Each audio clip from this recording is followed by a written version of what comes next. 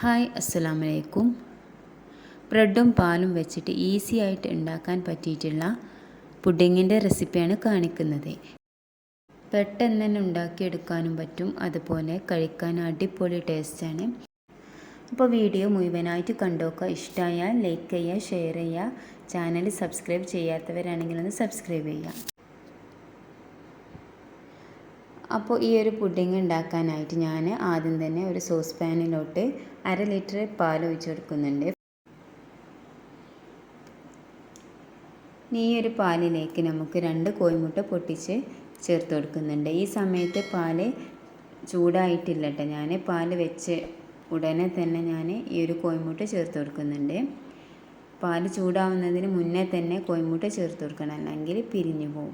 പിന്നെ ഇതിലേക്ക് വേണ്ടത് 1/2 കപ്പ് പഞ്ചസാര, അത് മധുരത്തിന് ആവശ്യമായിട്ട് നിങ്ങൾ ചേർത്ത് കൊടുക്കുക.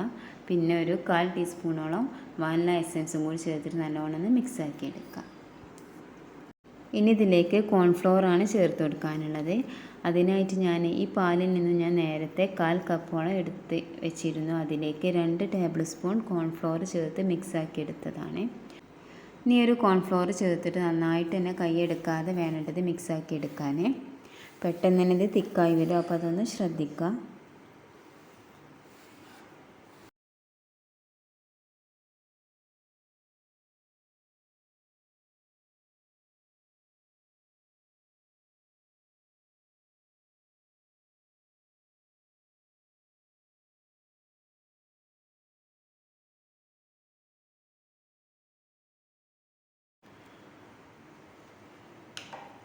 അപ്പോൾ ഇതാ നമ്മുടെ ഈ ഒരു മിക്സ് ഇവിടെ ഏകദേശം റെഡി ആയിട്ടുണ്ട്. ഇനി സ്റ്റൗ ഓഫ് ചെയ്യാം. ഈ സമയത്ത് ഞാൻ പുഡിംഗ് ട്രൈയിലോട്ട് ഞാൻ ബ്രെഡൊക്കെ വെച്ചെടുത്തിട്ടുണ്ടായിരുന്നു. ഇനി ബ്രെഡിൻ്റെ മുകളിലായിട്ട് ഈ ചൂടോട് കൂടി തന്നെ വേണ്ടിട്ടത് ഒഴിച്ചു കൊടുക്കാൻ, എന്നിട്ട് ഒന്ന് ലെവലാക്കി കൊടുക്കുക. ശേഷം സെക്കൻഡ് ലെയറായിട്ട് വീണ്ടും ഇതുപോലെ തന്നെ ചെയ്തെടുക്കുക.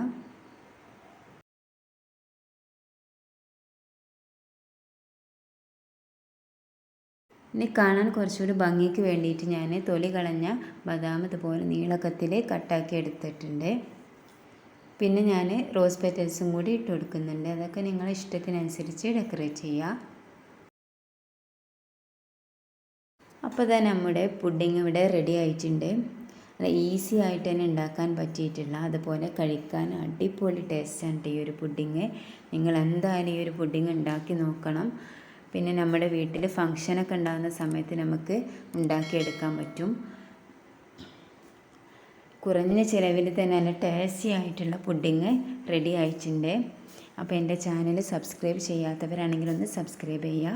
ഇഷ്ടമായാൽ ലൈക്ക് ചെയ്യുക, ഷെയർ ചെയ്യുക. അപ്പോൾ ഇനിയും നല്ലൊരു റെസിപ്പി ആയിട്ട് തന്നെ വീണ്ടും കാണാം.